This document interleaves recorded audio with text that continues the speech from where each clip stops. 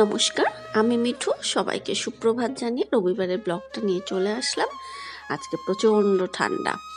সকালবেলা উঠে বিছানার মধ্যেই বসে বসে চাটা খেলাম। ওর বাবা চাটা করেছিল। তারপর আমার কয়েকদিন ধরে খুব ইচ্ছা হচ্ছিল পেটাই পরোটা খাবো।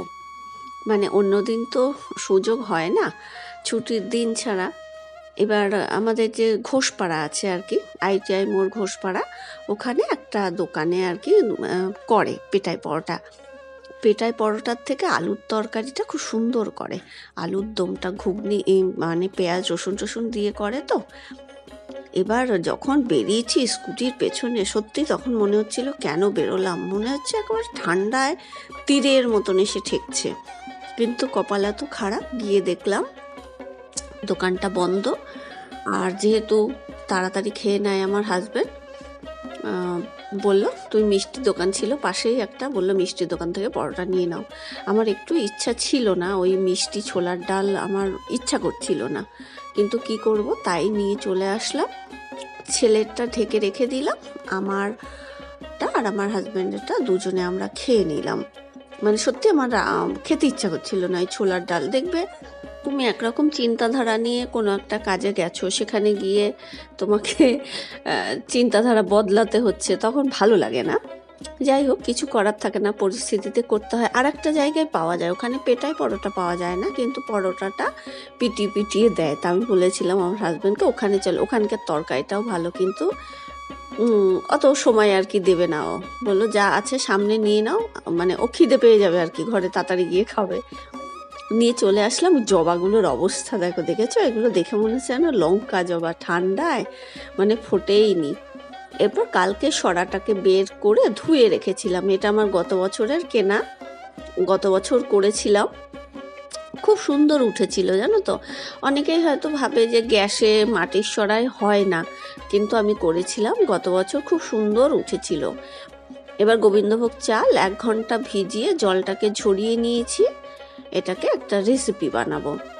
আর এই গোবিন্দভোগ চালটা যখন আমি পেস্ট করব না, তখন একটু গরম জল ব্যবহার করতে হয়, তাহলে কিন্তু ওঠে। ঠান্ডা জল ব্যবহার করলে জানি না, হয়তো নাও হতে পারে, আমি গরম জলই ব্যবহার করি।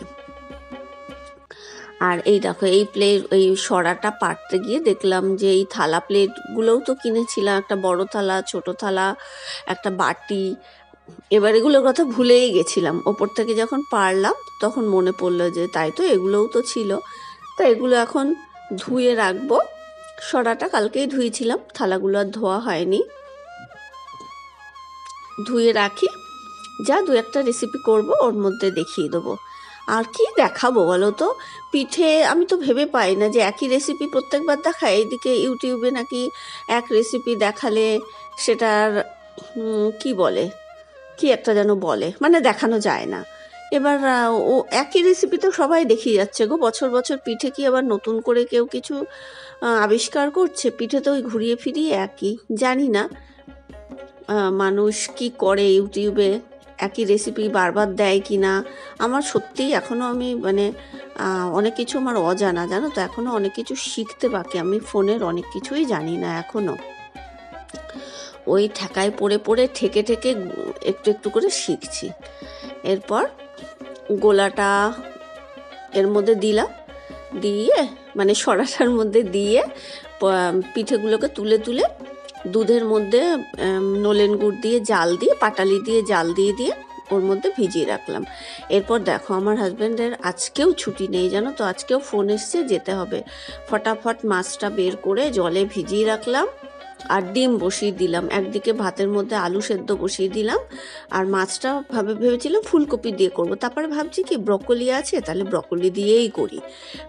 ব্রকলিটা না হলে কি দিয়ে খাবো? ভাজা আমার খুব একটা মনে হয় না ভালো লাগবে, ভাবলাম। আর ব্রকলি আমার হাজব্যান্ডের ভীষণ প্রিয়। মানে যখন হয় এক একটা ব্রকলি 50 টাকা 60 টাকা, তখনও বাজারে গেলে নিয়ে আসে। আমি যদি সাথে যাই আমি নিই না, সত্যি কথা বলছি। ওই 60 টাকা দিয়ে একটা ব্রকলি, দুখানা ওই 100 টাকা 120 টাকা দিয়ে ব্রকলি খাওয়ার কোনো মানেই হয় না। কিন্তু ও যদি একা যায় না, নিয়ে আসবে, দুখানা 120 টাকা দিয়েই নিয়ে আসবে। তা ওই জন্য ভাবলাম যে ব্রকলি দিয়ে করব। তারপর কি করলাম, কাঁচাকুচি দিয়ে দিয়েছিলাম, মেশিনে আমি চানটা করে আসলাম। ঘরটা ওর বাবাই মুছে দিয়েছিল, আমি সকালবেলা ঘরটা ঝাড় দিয়েছিলাম, ওর বাবা মুছে দিল, দিয়ে জামা কাপড়গুলো মেলে দিলাম ওই একটু রোদ থাকতে থাকতে। তারপরে আর পুজোটা ওর বাবাকেই দিতে বললাম। আমি বললাম না হলে আমি রান্নাটা কমপ্লিট করতে পারবো না। তারপর দেখো চুলটা ভিজিয়েছি তো এত ঠান্ডা লাগছিল, তারপর একটা সোয়েটার পরে নিলাম। এই সোয়েটারটা না দিদিদের বাড়িতে গিয়ে আমি কিনেছিলাম, দুটো কিনেছিলাম, ভাঙিনি। আজকে একটা পরলাম। প্রথমে না সামনে ফুল টুল আছে, আমার পছন্দ ছিল না। তো দিদি মেয়ে বলছে মাসিমণি ভালোই তো লাগছে, তুমি পরো। আর একটা যেটা নিয়েছিলাম, দুটো আমি টাকা দিয়ে দিয়েছিলাম, কিন্তু পরে একটা টাকা দিদি ফেরত দিয়ে দিয়েছিল, বললো যে ওটা দিদি দিল আর কি, ওটা এখনো পরিনি, নতুন আছে। এবার এই সামনে ফুল টুল ছিল বলে আমার খুব একটা পছন্দ ছিল না। এবার ভেবেছিলাম যে মানে যেদিনকে আমি গেছিলাম তার পরের দিনই কেনা, শ্রাদ্ধর দিন ওর এনে দিয়েছিল, মানে দিদির মেয়ে ওর বাপনের সাথে গিয়ে, মানে দিদির ছেলের সাথে গিয়ে এনে দিয়েছিল। এবার ভেবেছিলাম চেঞ্জ করব, সেই দিনই তো বিকালের মানে সন্ধ্যের আগ দিয়ে আমার পাটা মচকে গেছিলো, আমার আর যাওয়া হয়নি। নালেও বলেছিল যে মাসিমণি তাহলে তুমি চলো, তুমি পছন্দ মতো আনতে পারবে। ভেবেছিলাম যাব, তা যাই হোক আর চেঞ্জ করা হয়নি।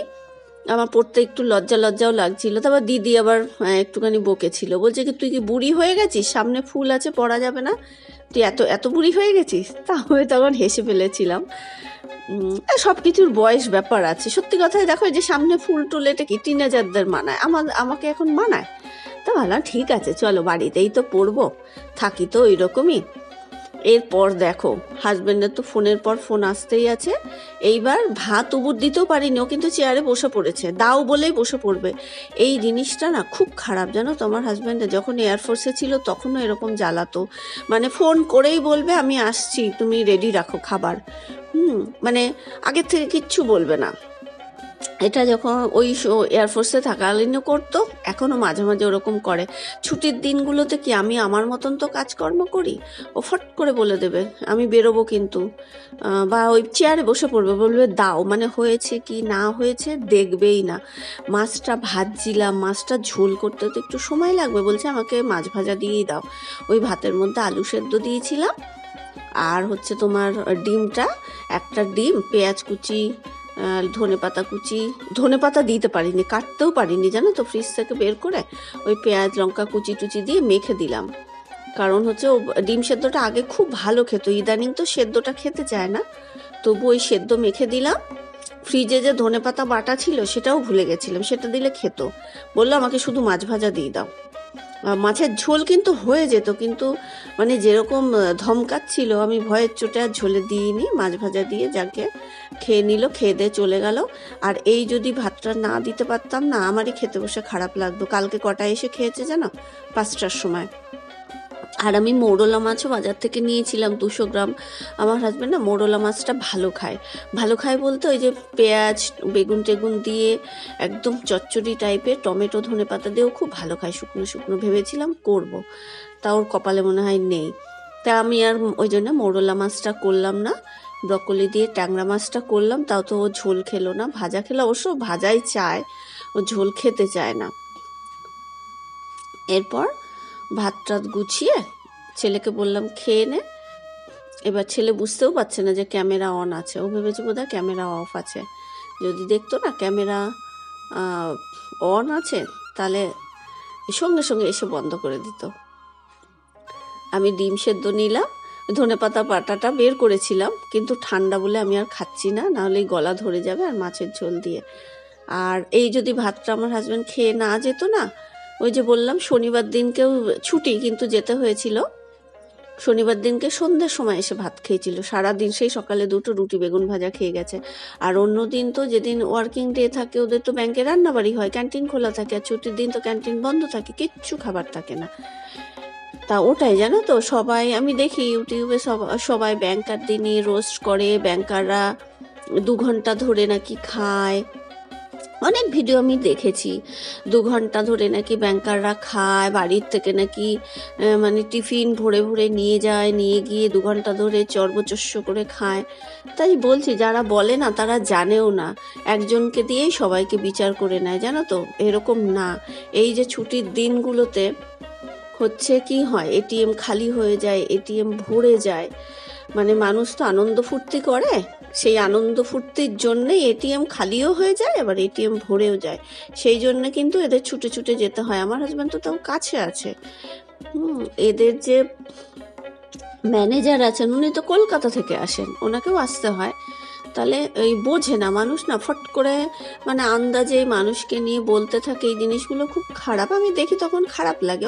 অনেকেই মানে সবাই যারা রোস্ট করে তারা বিশেষ করে মানে এই রোস্ট করে দেখি ব্যাংকারদের নিয়ে। এরপর দেখো সন্ধেবেলায় আমি কাঁপতে কাঁপতে কীভাবে সন্ধে দিই দেখাই না, আজকে একটু দেখিয়ে দিলাম। ওই যে জামা কাপড় ছেড়ে দরজায় জলটা দিয়ে সন্ধেটা, সত্যি বলছি এই সময় আর ভক্তি টক্তি ঠান্ডায় চলে যায়, ঠাকুরের কাছে ক্ষমা চেয়ে নিই। সত্যি ওই কাঁপতে কাঁপতে অনেক কষ্টে সন্ধেটা দিয়ে। আর সব থেকে বড় কথা, খাওয়া দাওয়ার পরে তো একটু লেপের মধ্যে ঢুকি, তারপরে গিয়েই না হাত পা ধুয়ে ওই জামা কাপড় চেঞ্জ করে সন্ধেটা দেওয়া, তখন মানে কাঁপুনি এসে যায়। এরপর সন্ধ্যের পর পাটিসাপটা বানিয়ে নিচ্ছি। খাওয়ার পর আমি নারকেলটা কুড়ে রেখেছিলাম, কুড়ে এরপর সন্ধ্যে বাতি দেওয়ার পরে পুরটা বানিয়ে নিয়ে একটু পাটিসাপটা বানিয়ে নিচ্ছি। আর আগে না আমি পিঠের সংক্রান্তির দিনই বা তার আগের দিন থেকে সব পিঠে করতাম, সব রকমের। এখন তা করি না। ওর বাবাও বলে কি একসাথে সব রকম করবা না, এক একটা করে করবা, ওটা খেতে বেশি ভালো লাগে। যদিও ওর বাবা খেতে চায় না, কিন্তু একরকম করলে না একটা দুটো করে তখন খায়, কিন্তু একসাথে করে ওই যে প্লেট ভর্তি থালা ভর্তি মিষ্টি জিনিস ওটা খেতে চায় না। এই দেখো এখনও এতটা পুর রয়ে গেছে, তা যাই হোক দেখা যাক এই পুরটা দিয়ে আবার কিছু করা যায় নাকি। অল্প করেই করলাম পাটিসাপটা করার পরে গরম গরম বাবা ছেলে দুটো দিয়ে আসলাম। দেখলাম কিছু বলল না, ছেলেই নানা বেশি করে, কিন্তু দিলাম কিছু আর বলল না।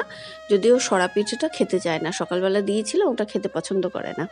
তাহলে আজকের মতো ভিডিওটা এখানেই শেষ করছি। কেমন লাগলো প্লিজ কমেন্ট করে জানিও। ভালো লাগলে ভিডিওটা লাইক করে চ্যানেলটা সাবস্ক্রাইব করে দিও। তোমাদের মকর সংক্রান্তি সবার খুব ভালো কাটুক, শীতে সবাই সাবধানে থাকো, ভালো থাকো, সুস্থ থাকো, এটাই কামনা করি। সবাই খুব ভালো থেকো, সুস্থ থেকো, টাটা।